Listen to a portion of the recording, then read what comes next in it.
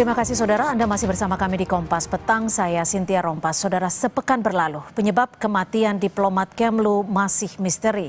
Kompolnas menegaskan penyebab kematian masih harus didalami secara menyeluruh.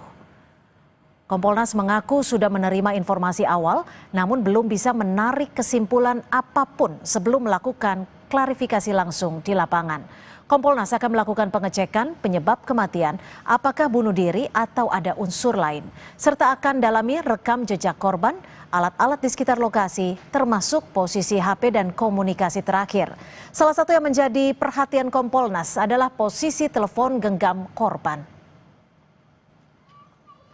Kami akan cek penyebab kematiannya. Ya, soal di publik macam-macam, tidak mungkin atau mungkin macam-macam metode kematian itu, apakah bunuh diri dan sebagainya menggunakan lakban itu sebagai satu metode yang dikenal oleh publik, ya macam-macam lah. Ada yang itu bilang beberapa orang juga menggunakan itu, ada yang pakai metode kalau itu memang bunuh diri ya, bunuh diri yang umum, pakai tali dan sebagainya. Kita akan cek rekam jejaknya, rekam jejak apakah memang korban itu memiliki rekam jejak yang dekat sekali dengan problem bunuh diri tersebut. Forensik, ya, baik CCTV, kemudian hasil otopsi, dan juga termasuk digital, ya. Mungkin seminggu lagi selesai. Nanti ada kesimpulan. Insya Allah mudah-mudahan seminggu lagi. Sudah satu pekan, kasus kematian diplomat muda Kementerian Luar Negeri Arya Daru masih menjadi misteri. Polisi belum mengungkap penyebab kematian diplomat Kemlu dengan wajah terlakban di kamar indekosnya. Komisi 1 DPR TB Hasanuddin pun mendesak Polri segera ungkap penyebab kematian diplomat muda Kemlu ini. Apakah korban pembunuhan berencana atau pelaku bunuh diri? Kami melihatnya cukup janggal, apalagi kalau ada ahli yang mengatakan bahwa itu bunuh diri. Ya, bunuh diri sepertinya susah, karena sebelum meninggal almarhum itu pernah belanja perlengkapan untuk persiapan menjabat di tempat lain. Dalam waktu dekat itu diketemukan siapa pelaku pembunuhnya. Dan kemudian kita tahu motifnya apa.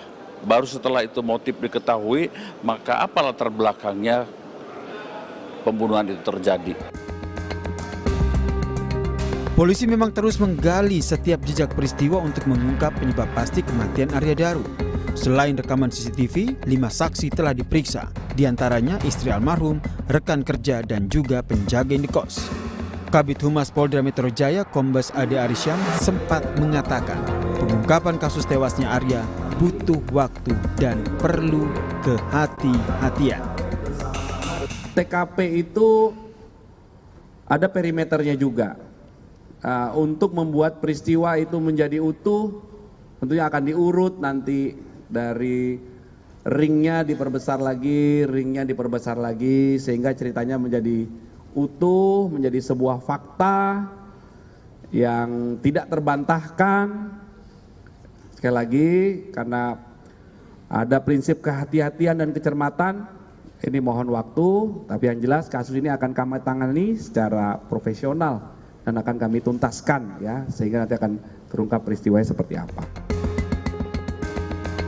Arya Daru Pangayunan ditemukan tewas di kamar indekosnya di kawasan Menteng, Jakarta Pusat pada Selasa 8 Juli 2025 dengan kondisi wajah terlakban. Rekaman CCTV bisa menunjukkan rentan waktu kematian almarhum yang bisa jadi bahan penyelidikan polisi. Arya bergabung sebagai diplomat Kementerian Luar Negeri sejak tahun 2014, lalu bergabung di Direktorat Perlindungan Warga Negara Indonesia. Dalam perjalanan tugasnya, almarhum juga pernah bersinggungan dalam penanganan kasus tindak pidana perdagangan orang. Sejumlah analis meminta polisi tidak melepas latar belakang tugas Arya dalam rangkaian penyelidikan kasus ini. Tim Liputan, Kompas TV.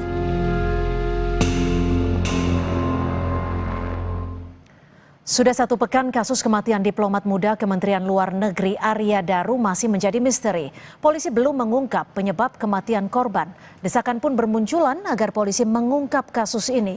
Kita perbincangkan dengan Ketua PBHI, sudah ada Julius Ibrani dan mantan Kabar Reskrim Komjen Purnawirawan Ito Sumardi. Selamat petang Pak Ito, Bang Julius, terima kasih sudah bergabung bersama kami di Kompas Petang.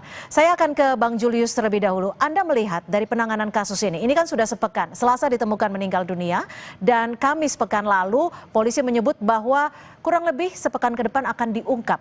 Transparansinya dan menurut Anda apakah ada indikasi ketertutupan dari Polri dalam penanganan kasus ini?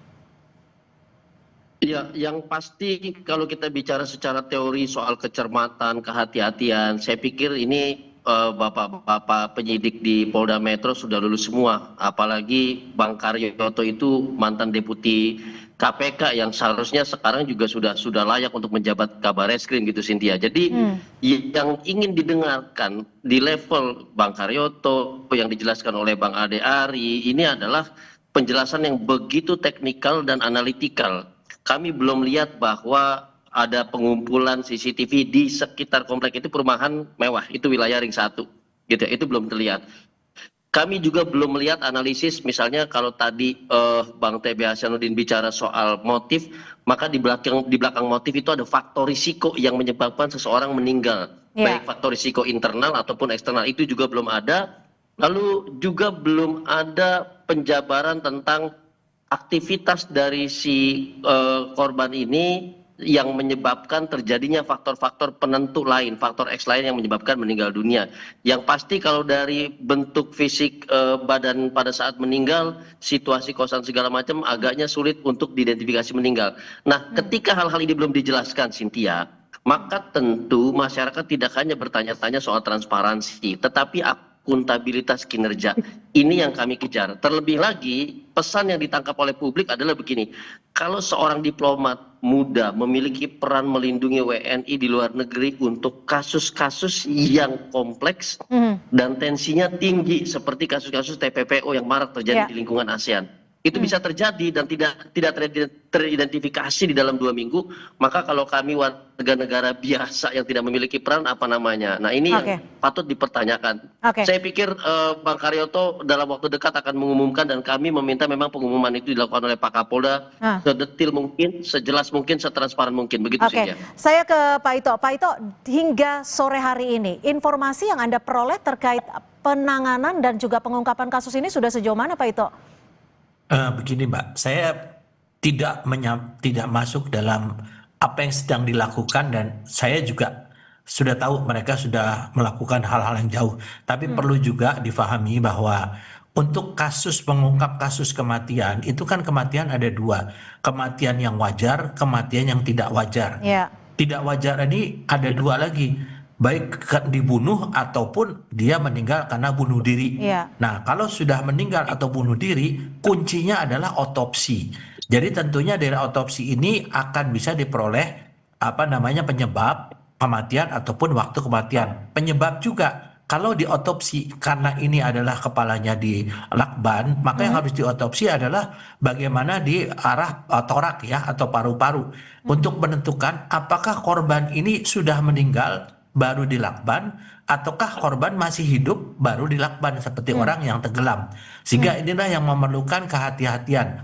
Kemudian yang kedua adalah masalah bagaimana menganalisa CCTV. Kemudian yang ketiga bagaimana menganalisa untuk jejak digital handphone. Dan tadi sudah disampaikan oleh Bang Julius bahwa latar belakang dari psikologi kalau itu memang pembunuhan, maka yang main di sini adalah kedokteran kehakiman dengan juga digital forensik.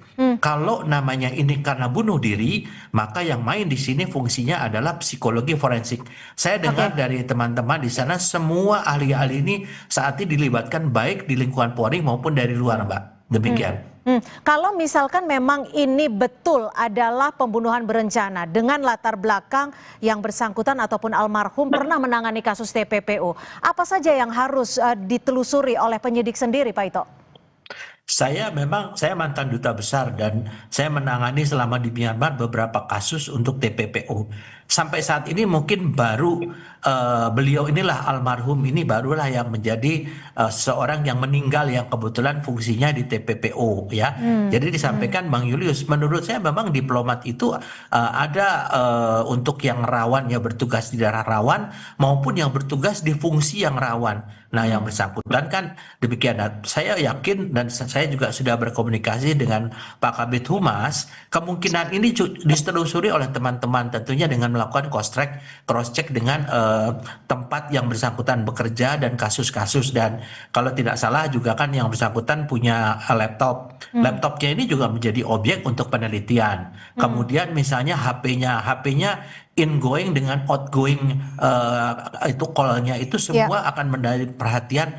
Mudah-mudahan ini bisa membuka, karena saya pikir kalau dikatakan harus cepat tetapi tidak cermat, ini akan menimbulkan spekulasi-spekulasi. Demikian. Ya, Bang Julius, ini kalau melihat kasus ini dan kalau kita juga melihat dari background almarhum sebagai diplomat, apakah faktor imunitas seorang diplomat juga bisa mempengaruhi mengapa polisi terkesan begitu lama untuk menyampaikan ataupun penyebab dari kematian dari almarhum? Ya, tadi saya setuju yang dijelaskan oleh Jenderal Ito bahwa kecermatan itu jangan sampai tersingkirkan karena kecepatan. Jadi dia cepat tapi dia harus cermat. Nah, cuma yang diharapkan oleh publik dan dibutuhkan oleh instansi tempat almarhum bekerja adalah ada semacam publikasi temuan-temuan yang secara gradual disampaikan. Karena ini bukan hanya pemberitaan, bahwa identifikasi faktor-faktor risiko tadi amat sangat dibutuhkan sebagai self awareness dari para pejabat-pejabat kita yang tadi dalam bahasa Jenderal Ito menjelaskan dengan tugas-tugas yang memiliki kerawanan tertentu dalam menjalankan tugasnya itu. Nah, sebetulnya itu yang diharapkan gitu ya. Sehingga ketika diidentifikasi kerja-kerjanya mengalami kerawanan karena mengurusi ini, maka satu timnya itu harus memiliki atau bahkan diberikan self awareness bahwa kalau ini terjadi maka ada potensi bagi rekan-rekan kerjanya. Itu yang pertama. Nah, yang kedua juga identifikasi awal ini kan sebagai warning juga, warning bagi kalau memang ini terjadi dugaan pembunuhan berencana, warning bagi si pelaku bahwa ruang geraknya akan semakin sempit dan segera diproses, segera ditangkap, segera diciduk karena sudah mulai diidentifikasi cara-cara bekerjanya, faktor-faktor tertentu yang mengarah pada dirinya. Ini yang dibutuhkan. Jadi mungkin bukan kesimpulan di akhir, karena itu nanti akan disampaikan secara cermat dan betul-betul hati-hati tanpa mengurangi prinsip beyond reasonable doubt, karena ini harus dibuktikan di pengadilan. Tetapi tadi ya warning untuk pelaku juga penting. Jadi dari aspek teman-temannya ke pelaku juga penting. Nah, yang paling penting sebetulnya adalah begini, Cynthia. Ini pejabat negara, dia pejabat publik. Jadi tubuh ini, jenazah ini milik kita semua. Ada tugas publik, ada negara yang diemban di dalam tubuh korban ADP ini. Sehingga mengajak publik untuk tidak bermaksud mengacak-ngacak TKP dan segala macam, tetapi mengumpulkan informasi yang dapat dijadikan petunjuk bagi para penyidik. Ini juga penting. Gitu. Jangan-jangan teman-temannya tahu informasi yang kita tidak tahu, yang mungkin belum dipanggil sebagai saksi oleh para penyidik, kan penting juga begitu sih. Ya, dan petunjuknya mungkin memang ada banyak di TKP. Pak Ito, kalau kita lihat dari potongan-potongan CCTV, saat ini yang beredar jam-jamnya itu baru beberapa, dari pukul 11 ketika korban membuang sampah, dan juga ada beberapa ketika penjaga indekos melihat kamar korban. Dari potongan-potongan CCTV bisa terungkap tidak penyebab kematian dari almarhum? Nah, kalau penyebab kematian kalau penyebab kematian itu dari autopsi ya, Mbak. Oh ya, oke. Kalau itu dari kemungkinan adanya misalnya sudut-sudut yang tertutup atau blind spot. Kan kita lihat pada saat almarhum itu masuk itu CCTV berada pada sudut blind spot di mana kita tidak bisa lihat apakah ada orang masuk atau keluar ya. Kemudian pada saat CCTV yang lain memperlihatkan untuk dalam lorong itu betul-betul lorong yang lengkap bisa dilihat sampai pada saat pembongkaran jendela oleh penjaga kos. Kemudian satu hal Mbak yang mungkin perlu diluruskan adalah diplomat Indonesia yang bertugas di dalam negeri itu pada dasarnya tidak memiliki hak imunitas diplomatik ya. sebagaimana untuk diplomat asing yang bertugas di negara penerima. Tapi kalau kita bertugas di luar negeri, maka kita punya hak imunitas diplomatik, yaitu yang bersangkutan ini memang nanti pada saat bertugas di Helsinki, maka dia akan memiliki kekebalan diplomatik. Kemudian satu hal lagi, ini yang bersangkutan kan pernah bersama-sama di KBRI Yangon ya, itu selama 3 tahun. Paling tidak saya juga sudah menanyakan teman-teman almarhum itu, dan saya pun tahu betul bagaimana pribadi almarhum. Jadi memang kita ini juga masukan juga tadi disampaikan oleh Pak Julius. Kalau bahwa dari kepribadian yang Anda kumpulkan, ada kemungkinan bunuh diri? saya tidak yakin karena orangnya memang dia pendiam, tetapi dia orangnya istilahnya dia pendiam, tapi dia selalu untuk bersosialisasi sangat baik. Kalau ada kegiatan-kegiatan dia kumpul, dan waktu itu kan statusnya masih local staff ya, kemudian mengikuti pendidikan menjadi diplomat. Tapi secara logika menurut saya, seorang diplomat itu selalu berharap ya suatu saat akan ditempatkan lagi di luar negeri, karena dari tingkat kesejahteraannya pasti jauh di atas kalau dia berdinas di dalam negeri. Nah, alasan inilah kalau memang betul-betul ada indikasi bunuh diri yang harus didalami oleh dari psikologi forensik gitu, Pak. Baik, terima kasih Komjen Purnawirawan Ito Sumardi dan Bang Julius Sibrani sudah berbagi perspektif di Kompas.